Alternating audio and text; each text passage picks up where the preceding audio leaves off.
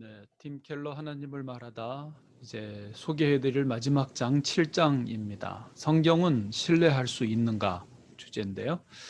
팀 켈러 목사님이 대학을 다니던 시절은 1960년대 후반이었고 그 당시 교수들은 성경의 내용이 초기 교회 지도자들에 의해서 인위적으로 만들어진 것이다 라고 가르쳤다고 합니다.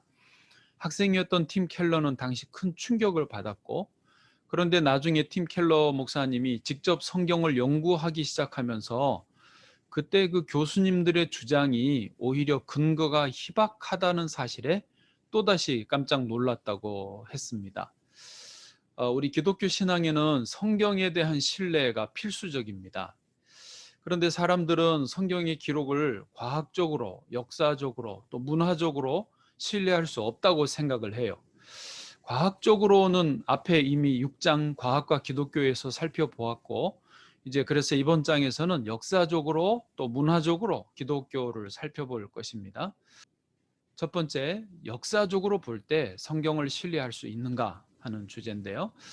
성경 전체를 역사적으로 검증하는 것은 너무 광범위하기 때문에 여기서는 예수님의 삶을 다루는 신약의 복음서가 역사적으로 믿을 만한지를 중심으로 살펴보겠습니다. 다빈치 코드라고 들어보셨을 텐데요. 그런 그 소설은 예수님을 위대한 스승이지만 신은 아니었고 위대한 인간이었다고 그려내고 있습니다.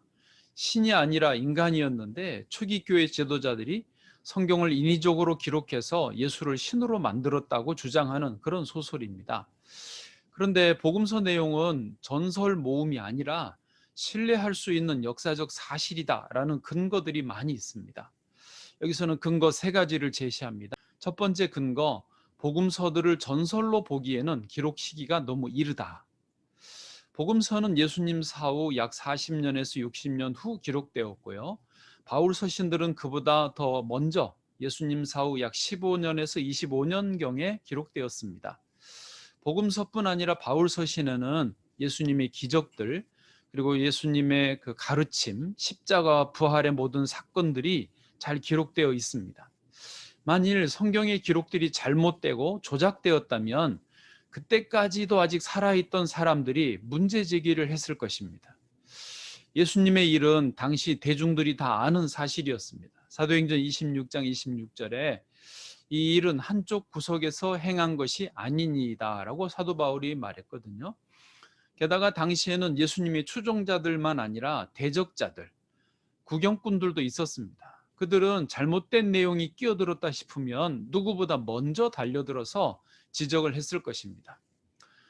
그래서 복음서를 기록하던 시기가 너무 이르기 때문에 조작이나 거짓은 불가능했다는 근거가 됩니다. 두 번째 근거는요, 복음서의 내용은 생산적이지 못해서 전설이 될 수 없다. 사람들은 막연히 생각하기를 초기 교회 지도자들이 자기들에게 유리하도록 복음서를 임의대로 기록했을 것이라고 여기는데요. 그러나 복음서 내용을 자세히 살펴보면 그렇지 않습니다. 예를 들어 예수님이 십자가의 처형을 당하신 기록은 당시 사람들에게는 예수님이 진짜 범죄자일 것이라는 생각을 갖게 할 수 있었습니다. 또 예수님의 부활 사건을 기록한 내용도 그래요. 만일 부활 사건이 일부러 꾸며낸 이야기라면 여인들을 최초의 증인으로 기록하지는 않았을 것입니다. 당시 사회에서 여성들은 법적 지위를 인정받지 못했던 시절이거든요. 그럼에도 굳이 여인들을 최초 증인으로 기록한 이유는 진짜 사실이 그랬다는 것밖에는 다른 이유가 없습니다. 복음서 내용이 초기 지도자들에게 혹은 기독교계에 생산적이지 못하기 때문에 오히려 진짜 역사적 사실이라는 근거가 되는 것입니다. 세 번째 근거는 복음서의 문학 형식은 너무나 사실적이어서 전설이 될 수 없다. 현대 소설과 고대 소설은 그 문학 형식이 전혀 다르다고 합니다.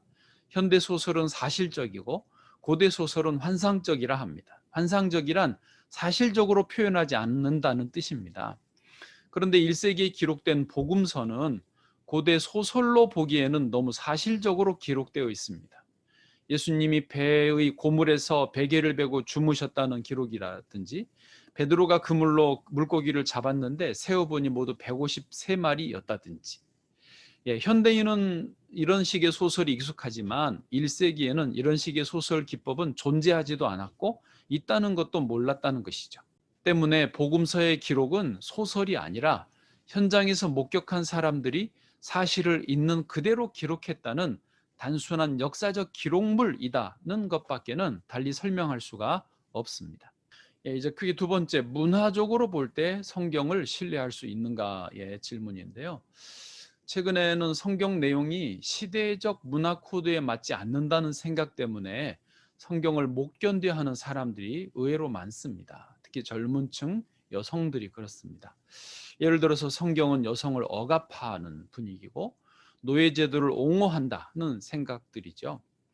이렇게 성경이 지금 시대의 문화적 코드와 맞지 않는다고 느껴질 때 어떻게 하면 좋을까요?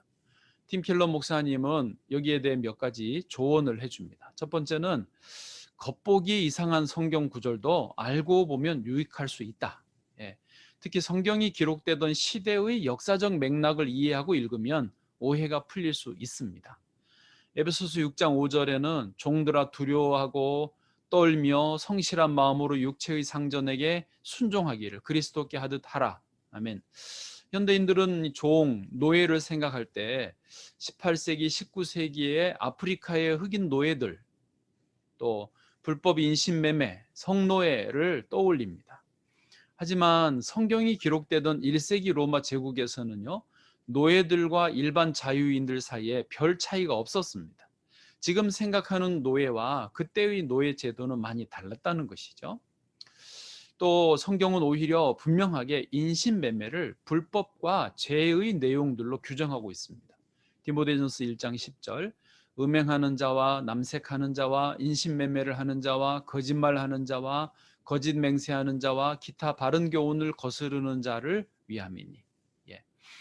또 두 번째 조언은 지금 우리 시대의 관점이 다른 시대보다 반드시 우월하다는 보장은 없다. 예를 들어서 우리 시대 사람들은 우리 부모 혹은 조부모 시대의 관점은 구시대적이다, 퇴행적이다라고 많이들 생각하죠. 그런데 또 우리의 자녀나 손자 세대는요, 다시 지금 우리를 구시대적이고 퇴행적이라고 볼 가능성이 높습니다. 그렇지 않습니까? 자, 이렇게 시대가 바뀌면서 또다시 우리의 관점은 원시적이고 퇴행적이 될 수밖에 없는데 지금 우리의 기준으로 성경의 어떤 내용들이 내 시대에 맞지 않는다고 무시하고 내팽개친다면 그것은 참 안타까운 일이 아닐 수 없습니다. 그래서 우리 시대의 관점을 너무 절대시하지 않아야 된다는 것이죠. 세 번째 조언은 성경의 중심 주제와 주변 주제들을 구별할 필요가 있다. 성경의 중심 주제는 그리스도의 신성, 그리스도의 죽으심과 부활, 그리고 믿는 자에게 주시는 구원 같은 내용들입니다. 근데 성경의 주변 주제들이 마음에 들지 않는다는 이유로 중심 주제를 아예 거부하는 것이 옳은가를 생각해 봐야 하죠. 연못이 있다면 연못 가장자리, 물이 얕은 곳에서 다이빙을 하다가는 상처를 입고 다치기 쉽습니다. 오히려 연못의 한복판에 뛰어들어야 아무 탈이 없을 것입니다. 그처럼 성경의 주변 주제에 대해 다이빙을 하기보다는 성경의 중심 주제로 먼저 들어가 볼 것을 추천하는 것이죠. 이제 결론입니다. 팀 켈러는 마지막으로 이런 질문을 던져줍니다. 여러분은 신뢰할 만한 성경을 원합니까? 아니면 고분고분한 성경을 원합니까? 스태포드 와이프라는 영화가 있습니다. 미국 스태포드 시에서는 아내들이 절대로 남편들의 뜻을 거스를 수 없도록 만들어서 스태포드의 아내들은 로버트처럼 더없이 순종적이고 아름다워 보이게 만들기로 한다는 그런 내용의 영화입니다. 그러면 그렇게 이루어진 남편과 아내, 즉 그런 부부를 건강하고 행복한 부부 관계라고 볼 수 있을까요? 아닙니다. 때로는 의견이 다르고 때로는 말다툼도 하면서도 서로를 이해하고 배려하고 사랑하는 관계가 건강하죠. 우리는 지금 어떤 성경을 원합니까? 다시 말하면 어떤 하나님을 원합니까? 인간이 불쾌해하는 일일지라도 서슴없이 이야기해 주시고 인간이 힘겹게 씨름할 거리를 던져줄 수 있는 하나님이어야 진정 신뢰할 만한 하나님이라고 볼 수 있는 것입니다. 그렇습니다. 성경은 내 비위를 맞추려 하지 않고 때로는 이해하기 쉽지도 않고 때로는 심령을 깊숙이 찌르기도 하기 때문에 우리는 성경을 더욱 신뢰할 수 있습니다. 감사합니다.